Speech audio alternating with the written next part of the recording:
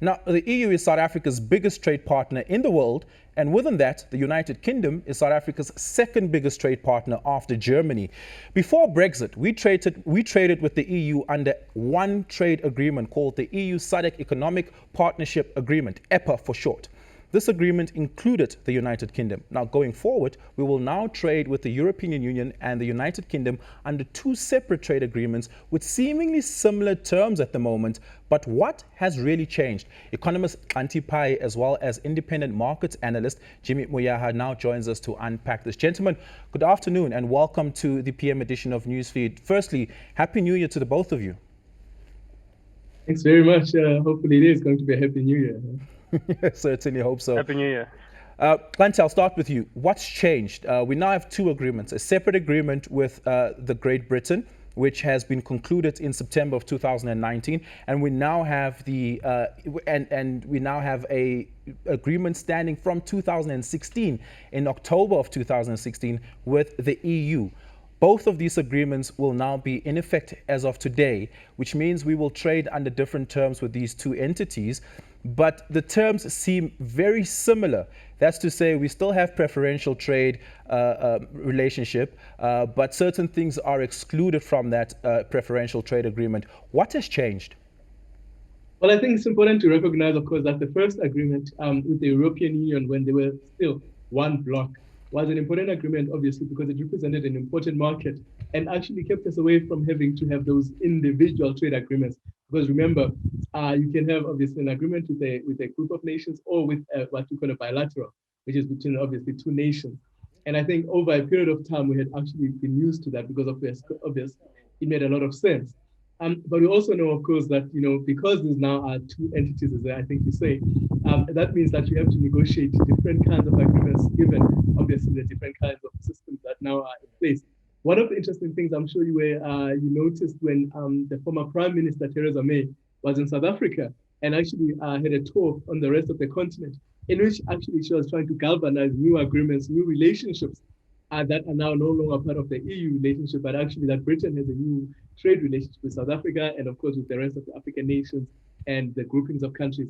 And at that time, I remember at some point she was actually dancing with some school children, which represents actually really the importance that relationship South Africa has with the United Kingdom and actually the opportunity that exists there. And I think for some time we've seen these kinds of discussions already happening. I know at some point I was speaking to the Premier of Gauteng, Mr. David Makura, and he was saying, there has been already discussions around even spaces like where the provinces or the cities are themselves having their own discussions. So there has been a lot of discussions around what are the best deals to be made outside of the EU transactions into an independent kind of determination. And I think that is an important part because it means actually that we can now look at different markets and have different kinds of deals. But they would be similar because I think by and large, there is still a lot of the deal that is between the European Union and the UK still has to actually hold. And so one does not want to twist themselves around in order that they would actually be over, competing or cannibalizing themselves in these kinds of agreements. So it is important that these agreements actually are relatively similar so that actually we're working towards a much more robust kind of discussion. Now, Jimmy, of course, governments are not businesses. Governments don't trade with each other. They write the frameworks that facilitate that trade. It is businesses that trade with each other and trade into and out of countries. And businesses are made up in blocks called markets, called industries, called sectors, or whatever the preferential term for a particular industry would be. Is there optimism among South African businesses, at least about the separation and what the prospects of that would be, or has nothing really changed as far as that's concerned?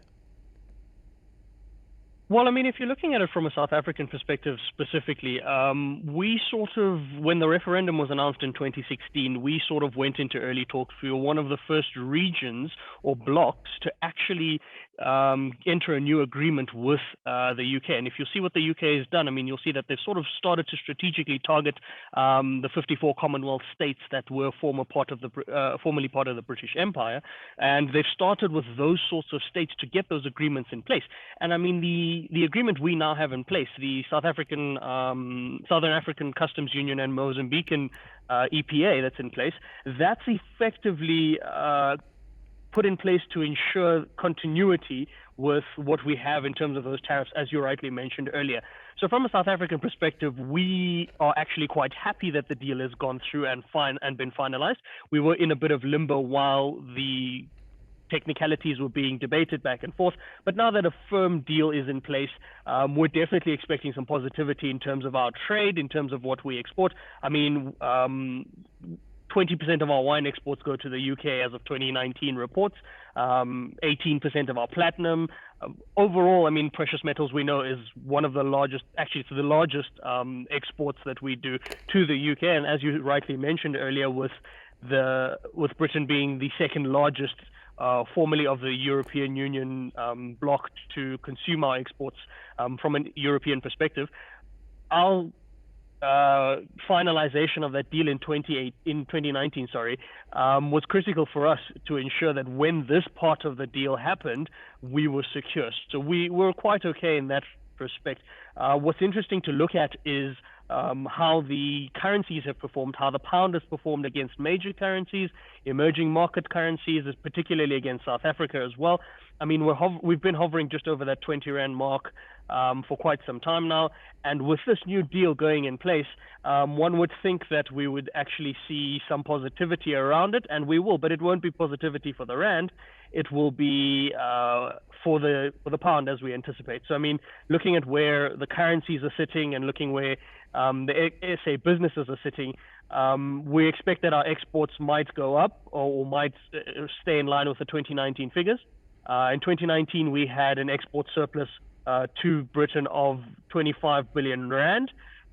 So we are expecting that, obviously with the COVID restrictions, that'll be impacted, but future relationships going forward and future exports going forward, we're expecting that those will be in line with that and they'll maintain that. What is critical to look at from an SA perspective and a UK perspective is South Africa is very heavy on a manufacturing industry. We're a manufacturing weighted country, whereas the UK is a very service oriented industry. What that's going to do now is when we come out of the COVID pandemic and we start to get the vaccines going and all of that, and we start to procure vaccines in terms of countries and different blocks around the world and all of that, South Africa might not have as quick a recovery as the UK might, just purely because of the health sector status, the amount of vaccines being procured, and a bunch of other factors around that. So what that will lead to is you might see some weakness within the Rand against the pound. We could see the pound push to 25 Rand against the Rand. Obviously, that won't be in the short term. It might take a bit of time to happen. But we're looking at this deal as a very positive deal for South Africa, for Africa. It will be interesting to see how the UK and how Britain handles it from their perspective with the EU, because I think that will have a broader impact than from an African perspective, as Xhanti mentioned.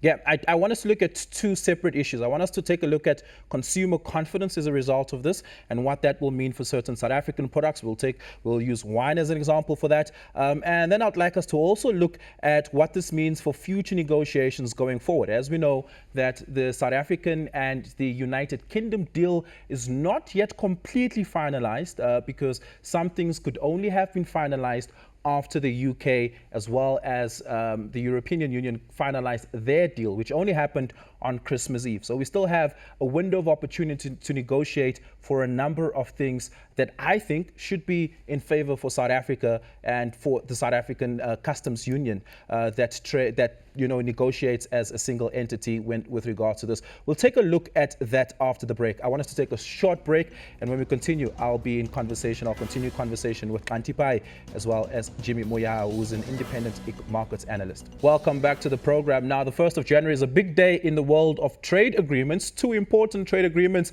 are taking effect today. That is the UK and the EU trade agreement. Finally, Brexit has been concluded. And later on in the program, we'll take a look at the Africa Free Trade Agreement, which is also taking effect as of today. What does that mean for South African markets? What does that mean for the rest of the continent? Trade amongst African countries, and what does that mean in particular for South Africa? That conversation coming up a little later on. But right now, we're focusing on the conclusion of the Brexit deal. I'm in conversation with Economist Xhanti Payi as well as independent market analyst Jimmy Moyaha. I want to ask you this, Xhanti. Jimmy spoke about some of the effects before we went to the break of this deal as far as commodity prices are concerned, as far as currency stability is concerned. I want to speak to you about regulatory stuff and the output of that. And the output of that is always consumer confidence. Now, a bottle of Jimmy told us that, for instance, 20% of our wine products are exported to the UK. Now, if we take a look at that, for instance, a bottle of wine, let's say Rupert and Rothschild, for instance, costing about, 190 Rand in South Africa. If you're in the UK, you'd pay about $300 if you converted that to the South African Rand. And with the separation now happening, there will be different terms that will dictate how that trade happens. That could easily push up, if there were tariffs put on a bottle of, Rupert and Rothschild, that could easily push up that price to about 500 Rand a bottle. That could mean that consumer confidence goes down when it comes to South African imports in the UK, meaning that there's a lower demand for our products. Is that a real and imminent concern? Not so much. I think the important thing here to recognize, of course, is that, much of the trade agreements that we have now are actually very much based on diplomatic ties. So the days of when we actually used to do, what they call comparative advantage, in which really, we traded those things that we were good at. So if we're good at wine, then they're not. That is no longer part of the deal. So, and much of the discussions that, I remember this very well when I was in the UK that year, actually, that they voted on Brexit. And much of these things are actually also political issues. So and this is why you would have seen, for example, the Prime Minister coming here.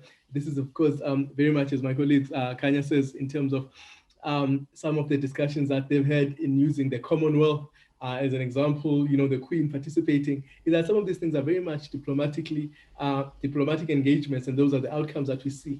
So in some sense, one is not going to be able to actually sort of change everything and sort of start to treat these people as sort of independently, and there is no, we are all doing business and it's all business for business.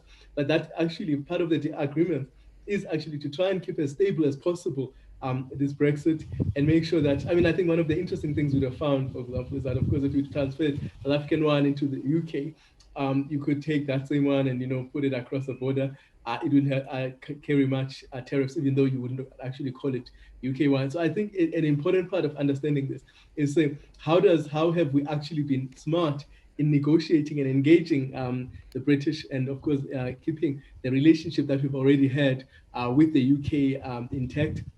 Because as we know, some of those discussions, and I think one of the important things there is, of course, that there are still obviously country by country relationships that are also still important, that will also be important. So, for example, we still our relationship with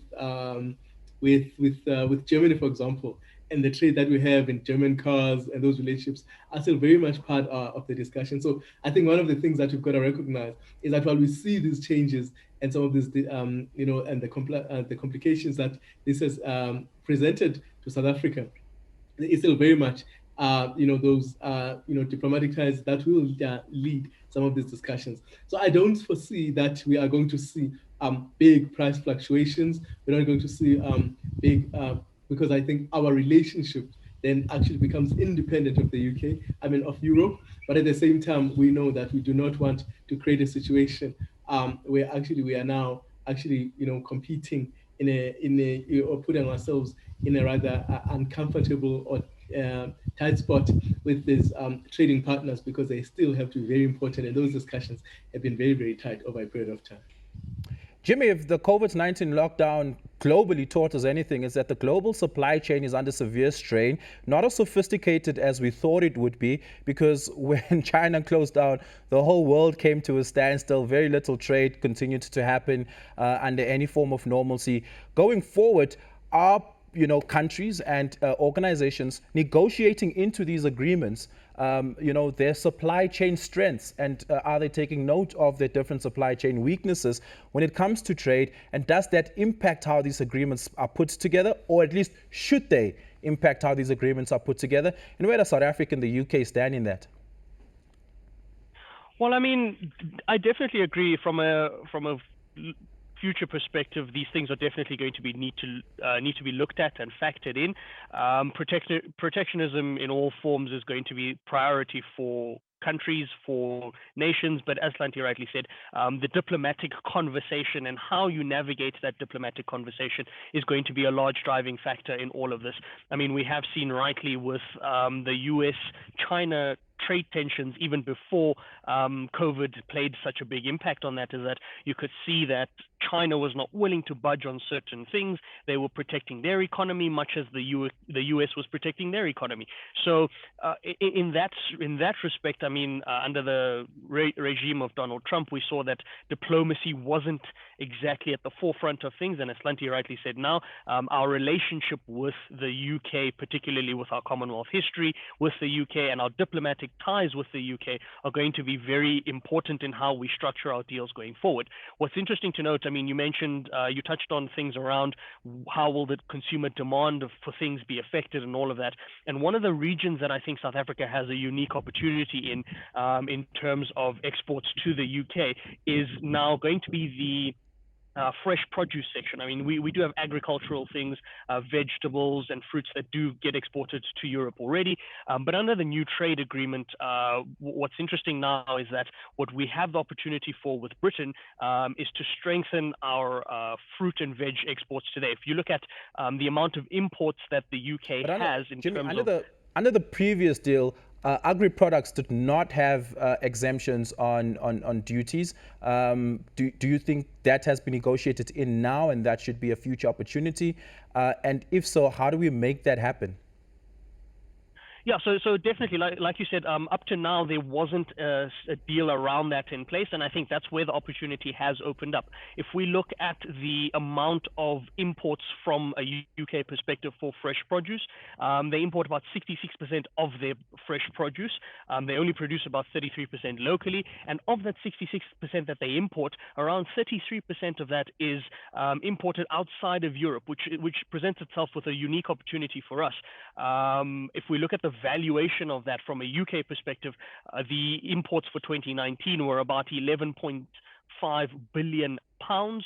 So looking at that, if we look at 33% of what that will look like, obviously South Africa will not take up the entire percentage there, but it's definitely an area we can strengthen what we produce or what we send out, particularly with the phytosanitary rules that are going to be relaxed from a UK perspective. We know that under the EU we had some strict restrictions around the phytosanitary rules, particularly around the export of citrus fruit, particularly oranges and that sort of thing.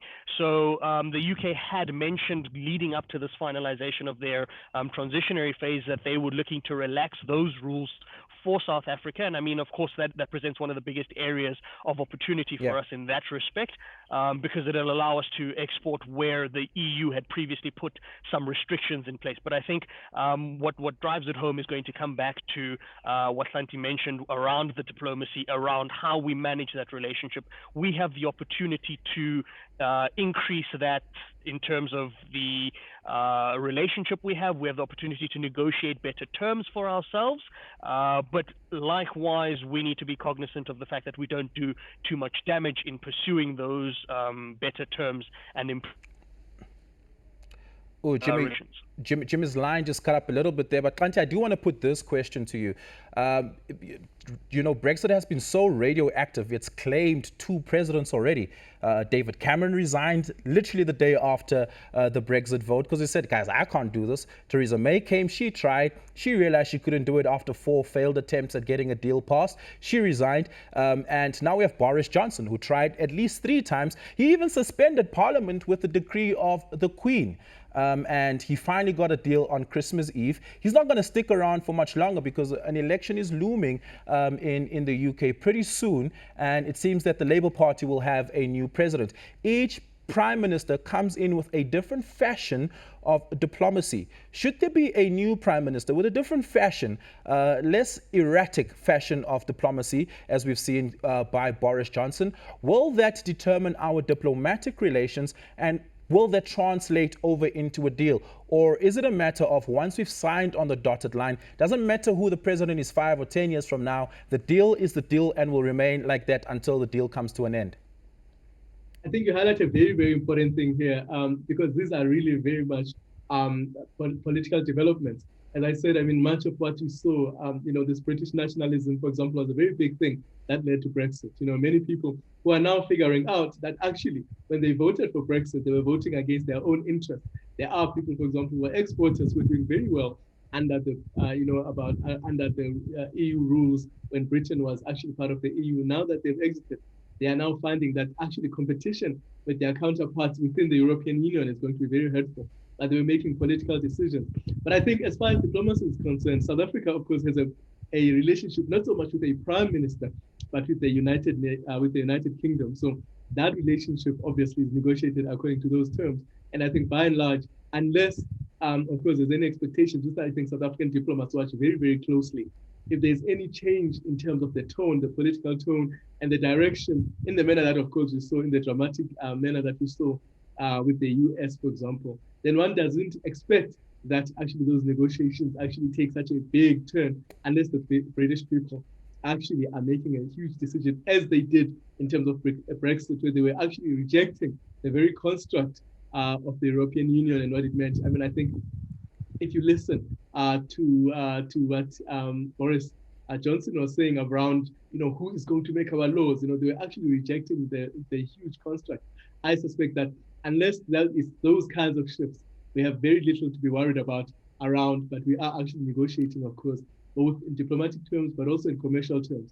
And those are the kind of the agreements that we have. Of course, we still have actually, obviously, the rules of engagement around trade, with the World Trade Organization, still very much part of the construct in which we work from, and, international law. So all of those things are part of the discussion. So one does not actually, get so concerned that you actually turn the whole system upside down, unless, of course, it's formulated under very shaky ground. But I think it is important to observe, and I think I absolutely agree with Kanye, that an important part of this is how South Africa negotiates for better terms, for increased trade, for increased opportunity. I think it's also very curious for me how, given this opportunity and this relationship, when we see, for example, the United Kingdom having developed a vaccine, one that actually many scientists say is more appropriate for us, how we have not been able to actually use our relationship with the United Kingdom in this special moment where we actually have some sort of negotiating power, the upper hand, one may say, in actually trying to actually make sure that we can access this vaccine. Because I think the big thing there, of course, is that the government spent a lot of money in this, and that actually we should use this opportunity to also be part as part of our negotiation, trying to get into this, because obviously pharmaceuticals are part of the discussion. We've got these agreements with the European Union. We could actually have very interesting discussions with the UK around this. So I think these trade negotiations are important, and one has to actually handle them in ways that before this we have not been able to do that. And I think because we've been saying, and I think you keep mentioning this idea of post-COVID.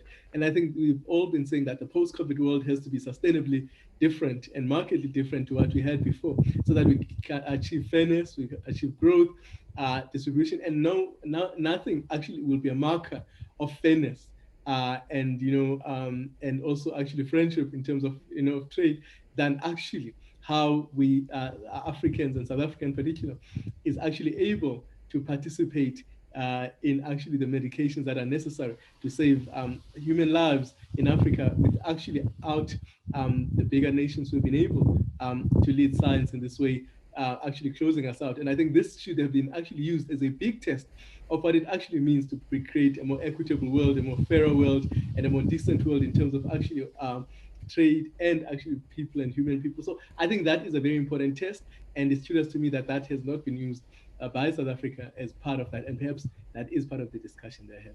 Yeah, how nice would it have been if the UK could send over a couple million dosages of that Oxford vaccine that they developed, just to, close the deal with us and say thank you for remaining a partner with us.